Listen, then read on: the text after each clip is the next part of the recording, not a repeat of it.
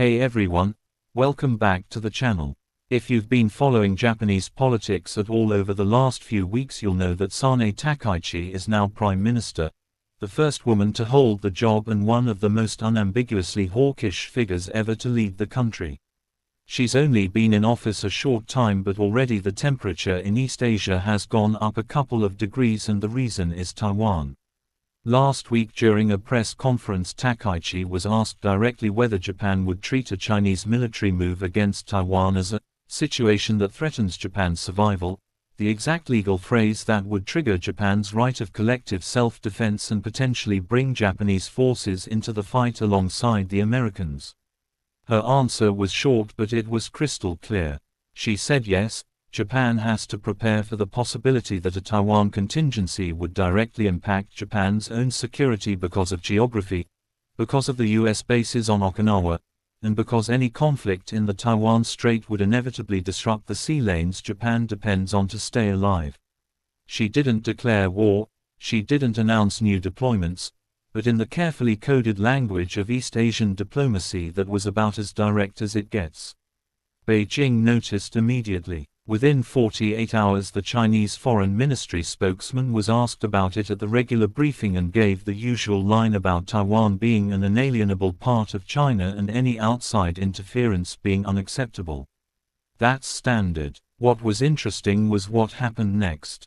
The Chinese embassy in Tokyo put out a statement, not a screaming denunciation but a very pointed one, saying that certain Japanese politicians were playing with fire and abandoning the political commitments Japan made in the 1972 joint communiqué.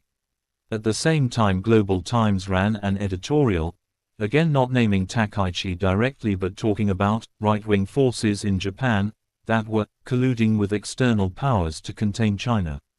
This is what diplomats call an indirect criticism.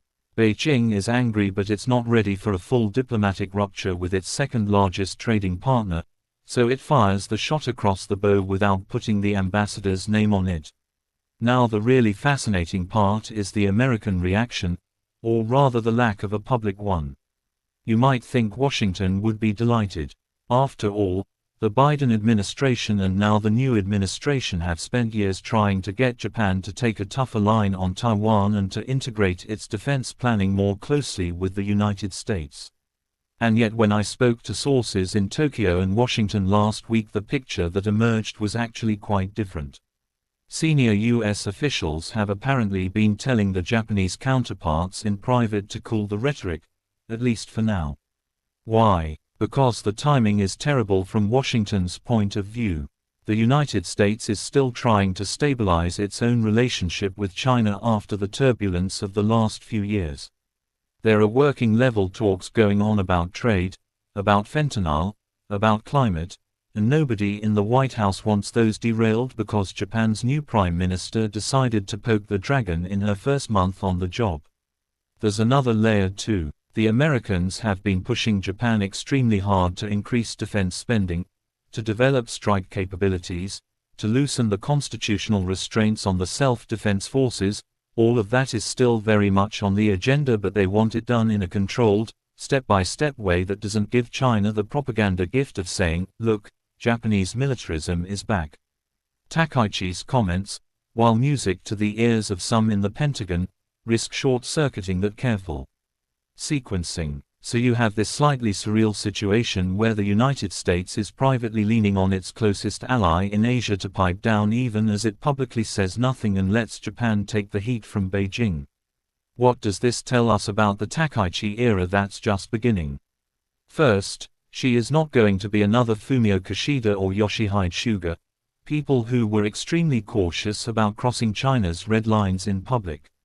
Takaichi has spent her entire career on the conservative wing of the LDP, she's close to the Nippon Keigi crowd, she visits Yasukuni, she believes Japan has apologized enough for the war, and she's convinced that the only way to deal with an assertive China is from a position of strength. That's going to put Tokyo on a collision course with Beijing sooner rather than later. Second, it shows how fragile the US-Japan alliance still is when it comes to actual crisis decision-making. Everyone agrees in theory that a Taiwan contingency would be disastrous and that the alliance has to be ready. But when a Japanese prime minister starts speaking as if it's a real possibility tomorrow morning, the Americans get nervous because they know who would end up doing most of the fighting and most of the dying. Japan remains, in the famous phrase, the cork in the bottle. If Japan says loudly that it will treat a Taiwan crisis as its own war, then the United States is effectively pre-committed whether it likes it or not.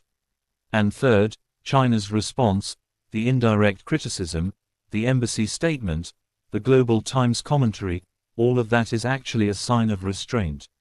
Xi Jinping's China does not want a full-blown confrontation with Japan right now any more than the United States does. Trade is still massive. Japanese companies are still investing in China despite all the talk of decoupling, and Beijing knows that pushing Japan too hard risks driving it even deeper into the American embrace and maybe accelerating things like a AUKUS Pillar 2 or a Quad Plus arrangement. So where does this leave us? Japan has a new prime minister who is willing to say the quiet part loud about Taiwan. China has made clear it will punish that kind of language even if it does so with a velvet glove for now.